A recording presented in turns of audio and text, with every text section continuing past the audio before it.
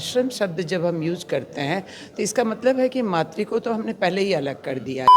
एक ट्रेंड बना हुआ है कि बच्चे माँ बाप के हिस्से में हिस्सा मांगते हैं, कहते हैं कि इसमें मेरा हिस्सा है, मुझे दे दो और तुम अपना चले जाओ, जहाँ जाना है मेरा हिस्सा दो। बेटा मांगता है, बेटी मांगती है।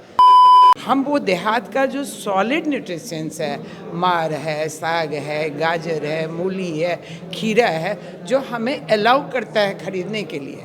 नाटक हमारा समाज के रीति और कुरीति दोनों को जोड़ के होता है कि क्या सही है रीति, क्यों होना चाहिए और रीति मानना चाहिए, और कुरीति है जो विकृति है हमारे समाज की।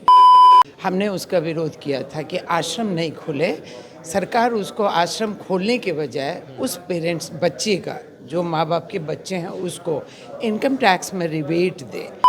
मिथिला की सबसे पुरानी संस्था चेतना समिति के अध्यक्ष हमारे साथ जुड़े हुए हैं। हम जानेंगे, बात करेंगे, आज मिथिला की बात करेंगे, बिहार की, और ऐसे भी अगर पूरे देश की अगर हम बात करें, समृद्ध संस्कृति का अगर कोई धनी रहा है तो वो हमारा मिथिला रहा है। तो आज हम बात करेंगे किस तरह से ये जो चेतना समिति है, जब से आप अध्यक्ष बनी है उसके बाद से कौन कौन से कार्य किए गए हैं। चेतना समिति एक बहुत बड़ी संस्था है, इस बार 71 साल की होने जा रही है। 70 साल पिछले साल था। चेतना समिति एक तो साल में 3 दिन का एक महोत्सव करता है। इस बार उस नीति का नाम है मातृश्री। माता इम्पोर्टेंट है, हम सब जानते हैं कि माँ मेरे लिए महत्वपूर्ण है, माँ हमारी भगवान है। लेकिन माँ का सम्मान, माँ की पहचान, माँ का आगे उसकी जो हमारी पितृ में अगर हम बिलीव करते हैं तो उनके लिए आदर और उनकी द्वारा दी गई प्रेरणा कैसे हम लें और हम लेके कैसे समाज में उसको वितरित करें। माँ का नाम लिए तो मुझे 2-3 जैसे एक बच्चों की बात आई, माँ की बात आई, तो आजकल हमारे समाज में और ख़ास करके बिहार में भी अब ये ट्रेंड पकड़ रहा है कि बच्चे को जो माँ बाप बड़े कर देते हैं, उनको काबिल बना देते हैं, एट लास्टली वही बच्चा वृद्धाश्रम में अपने माता पिता को छोड़ दे रहा। ये ट्रेंड अब बिहार में भी पकड़ना शुरू हो गया। दूसरा सवाल ये है कि जो आपने कहा कि बाल मतलब बच्चों लोगों के लिए करने के लिए, तो अभी जो एक नया अभी एक आया है मैगजीन में, एक आर्टिकल छपा हुआ था, उसके अकॉर्डिंग बिहार में जो न्यूट्रिशन प्रॉब्लम है अंडर 10 साल से कम उम्र के बच्चों का, वो अन्य राज्यों के अपेक्षा सबसे ज़्यादा पाया गया। तो आपकी जो संस्था है इस 2 विषयों को किस तरह से देख रही है विगत 70 सालों से। बहुत अच्छा सवाल आपने दोनों रखा है और आपको देख के लग रहा है कि आप नई चीज़ों से आर्टिकल सबसे अपडेट रहते हैं। ये मुझे सुन के खुशी हुई। आपको 2 बता दें, पहले मातृ का बता दें कि माँ का जो आप वृद्धाश्रम की बात कर रहे हैं, 2008-9 में मीटिंग हुई थी एक बार, बहुत बड़ा सेमिनार हुआ था आश्रम खोलने का। हमने उसका विरोध किया था कि आश्रम नहीं खुले, सरकार उसको आश्रम खोलने के बजाय उस पेरेंट्स बच्चे का, जो माँ बाप के बच्चे हैं, उसको इनकम टैक्स में रिबेट दे।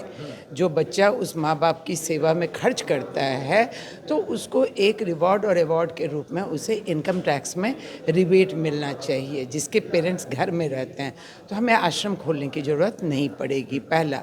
दूसरा है कि आश्रम शब्द जब हम यूज करते हैं तो इसका मतलब है कि मातृ को तो हमने पहले ही अलग कर दिया। जो आपके क्वेश्चंस, वो रोकने के लिए हमारी चेतना समिति एक प्रचार प्रसार कर रही है कि माता, लेकिन उनका सवाल आता है हमारे साथ अवेयरनेस में कि भाई हम रखेंगे लेकिन खर्चा कैसे बेयर करेंगे।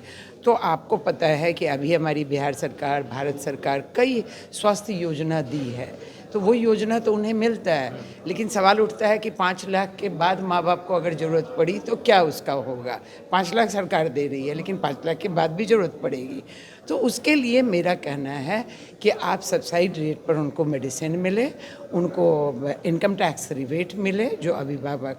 और मेरे नाटक का थीम 3 तरह से है। एक है कि एक ट्रेंड बना हुआ है कि बच्चे माँ बाप के हिस्से में हिस्सा मांगते हैं, कहते हैं कि इसमें मेरा हिस्सा है, मुझे दे दो और तुम अपना चले जाओ, जहाँ जाना है मेरा हिस्सा दो। बेटा मांगता है, बेटी मांगती। हमारा नाटक हुआ पिछले साल का, जिसमें है कि बेटा जो कमाता है उसमें माँ बाप का हिस्सा क्यों नहीं।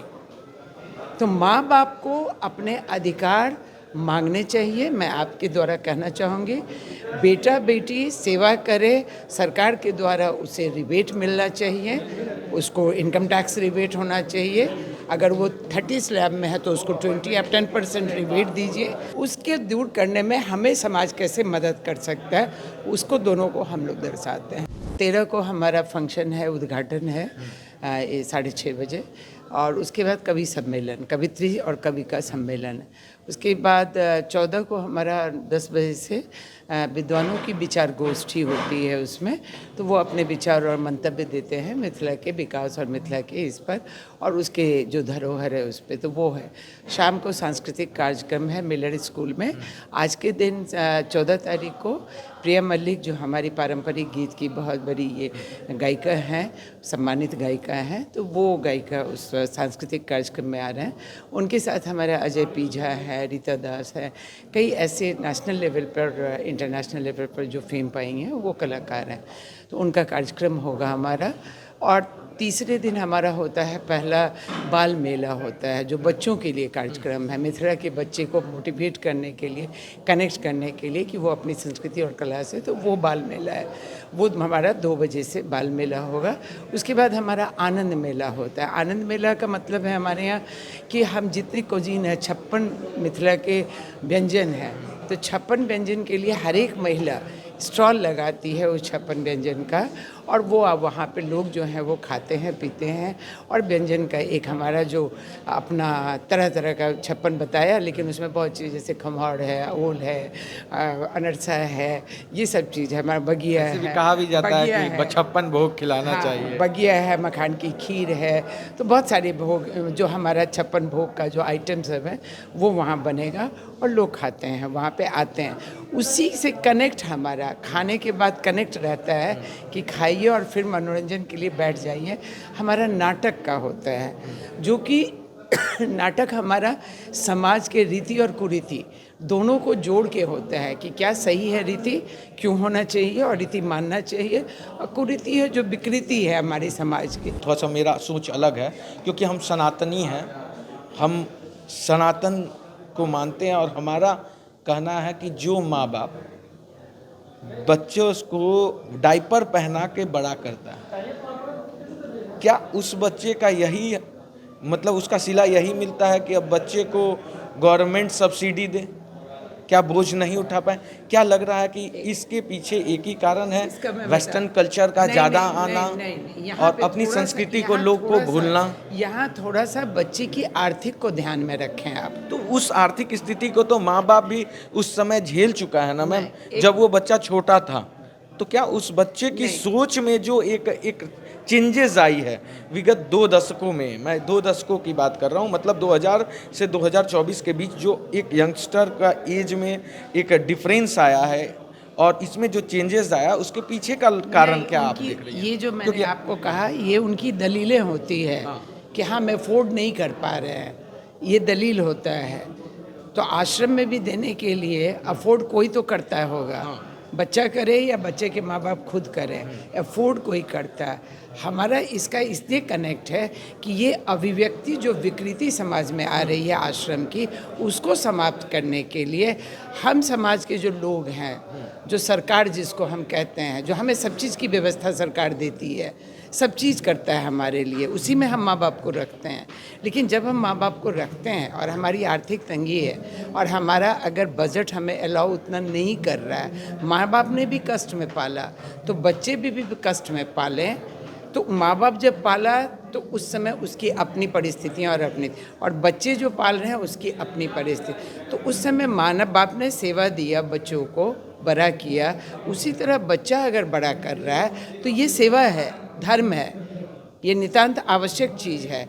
लेकिन व्यवस्था बदली, डॉक्टर के फीस बढ़े, दवाई के कॉस्ट बढ़े, न्यूट्रिशन के लिए डिजीज बढ़े, तो इसको करने के लिए बच्चे को भी सपोर्ट गवर्नमेंट को देना चाहिए। नंबर न्यूट्रिशंस की जो बात आप कर रहे हैं, यो न्यूट्रिशंस एक मिथ्य हो गया है हमारे समाज में, जो प्रेग्नेंट लेडी का केयर नहीं होता है। सरकार के द्वारा प्रेग्नेंट लेडी का अगर केयर होगा, हम जन्म वाले बच्चे के लिए खड़े होते हैं, लेकिन न्यूट्रिशंस की कमी उसके जब वो गर्भ में होता है तभी से हो जाता है।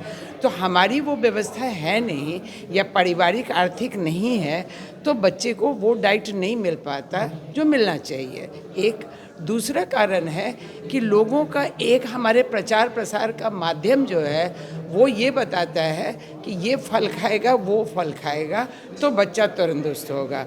हम वो देहात का जो सॉलिड न्यूट्रिशंस है, मार है, साग है, गाजर है, मूली है, खीरा है, जो हमें अलाउ करता है खरीदने के लिए, हम उस पैसे से खरीद सकते हैं, गांव में हमारे पास है, लेकिन इसके बारे में जानकारी नहीं है। लोग सोचते हैं कि सिर्फ सेब में, फल में, अंगूर में इससे न्यूट्रिशंस, वो नहीं है। जो हमारा नेचुरल डाइट है, वो नेचुरल डाइट हम अपने पेरेंट्स, जो गर्भवती महिला होती हैं, उसके लिए हम अवेयर नहीं कर पाए हैं कि उसको दें, तो वो बच्चा गर्भ में कमज़ोर होने लगता है, तो गर्भ से बाहर आने के बाद भी वो उसको नहीं कमज़ोर हो। इसके लिए 2 तरह की व्यवस्था की गई। एक आपने देखा होगा, आंगनवाड़ी सेंटर बनाया गया। आंगनवाड़ी सेंटर का डाइट कंट्रोल जो है, डाइट चार्ट जो है, वो न्यूट्रिशंस जो मिलनी चाहिए, जो हमारे ज़मीन से निकली हुई चीज़ है, नेचुरल चीज़ है, उससे उसको अगर मिल जाए, ये व्यवस्था हमें करनी होगी उस बच्चे के लिए, क्योंकि बच्चा तो नहीं कर। तो आंगनवाड़ी सेंटर और गर्भ, ये 2 बच्चे को अगर हम कंट्रोल कर लें तो न्यूट्रिशन, उसका बॉडी सब चीज़ को एक्सेप्ट करके हेल्दी बच्चा होगा, गर्भ से पैदा लेगा हेल्दी, और बड़ा होगा तो हम जो देते हैं उसको आंगनबाड़ी में पढ़ने के लिए, खेलने के लिए, आंगनबाड़ी व्यवस्था इसी के लिए बनी।